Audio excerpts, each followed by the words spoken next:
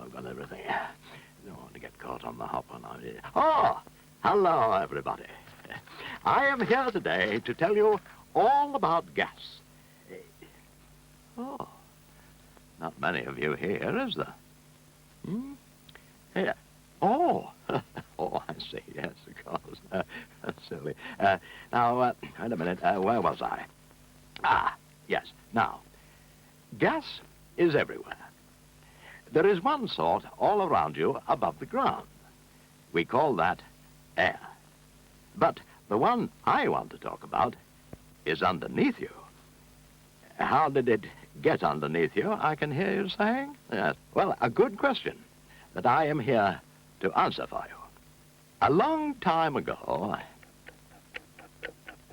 let's say round about 600 million years ago, there wasn't anything that looked like today's world. No birds and flowers and things, and of course, no people, no. In fact, the only life was in the seas, and very primitive it was. Around 500 million years ago, there were small sea creatures swimming around. Now, about 400 million years ago, bigger ones arrived, and air-breathing animals. Oh, good gracious. Hi. Oh. And, yeah, on land, the first early forests. About 300 million years ago, insects had arrived. Yeah. And reptiles had started to appear. This was the Carboniferous Period, a very good period for swamp forests. These great fern-like trees grew thick and fast, and when they died, they sank into the swamps to become coal.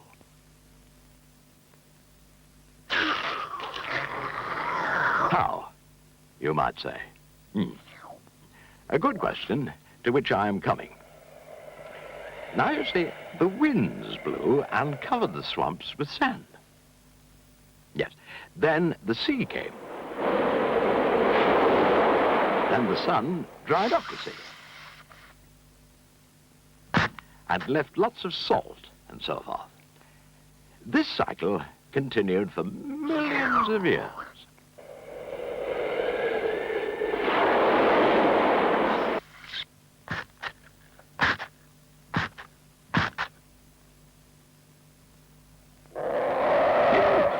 Oh, yes. I nearly forgot. About 200 million was a very good year for dinosaurs. Oh, and their friends. The dinosaurs appeared and disappeared in this period. Then, of course, about 100 million years ago, flowering plants came along. Oh, beautiful. They stayed with us for a long time. 50 million years ago, they were growing even better. During all this time, rock faults and landslips occurred. Away it goes. The seas undermined the rock faces. Nobody worried because nobody was there. It wasn't until about 1 million years ago that man came along, and even he wasn't quite Homo sapiens. All those forests and such like had been pushed a long way underground, deeper and deeper down. Here they are. Compressed by all that weight, they have become coal. Now, the sandy beds of the sea also got pressed down and turned into rock. I'd like you to look closely at this sandstone rock. It isn't solid like some other rocks. It's made up of millions and millions of tiny grains. Now, this is very important. Where the sandstone was on top of the coal, something special happened. The coal, buried so far below the surface, got very hot and gave off gas. The gas rose from the coal and filled the gaps in the sandstone. Now, this gas kept rising until something stopped it. What could stop it, I hear you saying? Yes. Well, I'm glad you asked that question. A layer of salt, among other things, stopped it. The salt was in the sea, which was above the sand. Remember? Simple, isn't it? Yes, of course. Now, salt is made of crystals that pack closely together, and this trapped the gas in the sandstone. Though, of course, where there were cracks and breaks, it got away, you see.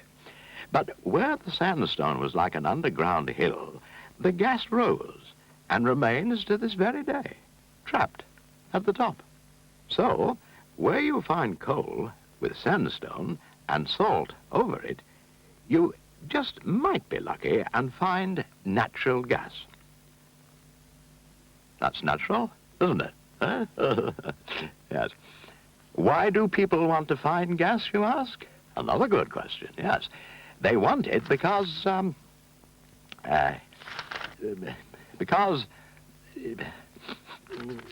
they want it for fuel. It is a ready source of energy and only waiting for people like us to collect it. But how do they collect it? That's a very good... yes. Yes, obviously, they get it by drilling for it. Now, one place that looked promising was under the North Sea.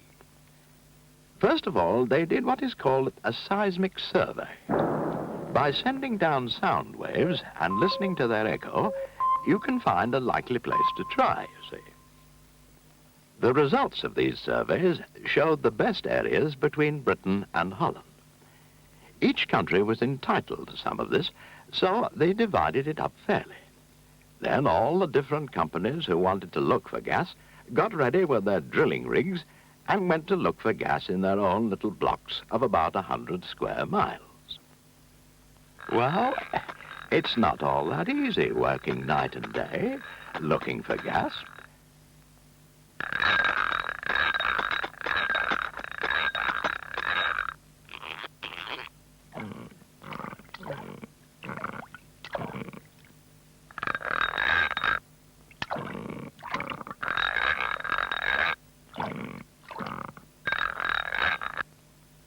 But when they do find it, oh my word, everyone is happy. What do they do with the gas they find, you're thinking, no doubt? Excuse me for a moment. Blessed things are mixed up. Yes, well, now, that is a very simple question. They fix permanent drilling platforms. Then they drill in from different angles to drain the gas at an equal rate from all parts. Then they pipe it ashore. Of course, you can't see the pipes because they're under the sea. When it reaches land, you still can't see it because it travels under the ground. It goes all over the country, and nobody knows it is there. Except you and me, and of course a few million other people who use it every day for cooking and heating and industry. Now that you know where the gas comes from, what it's made of, how it gets here, and who uses it, you might well say to yourself, is this the end of the film? Oh, yes, it is. Oh, I'm sorry you asked that question.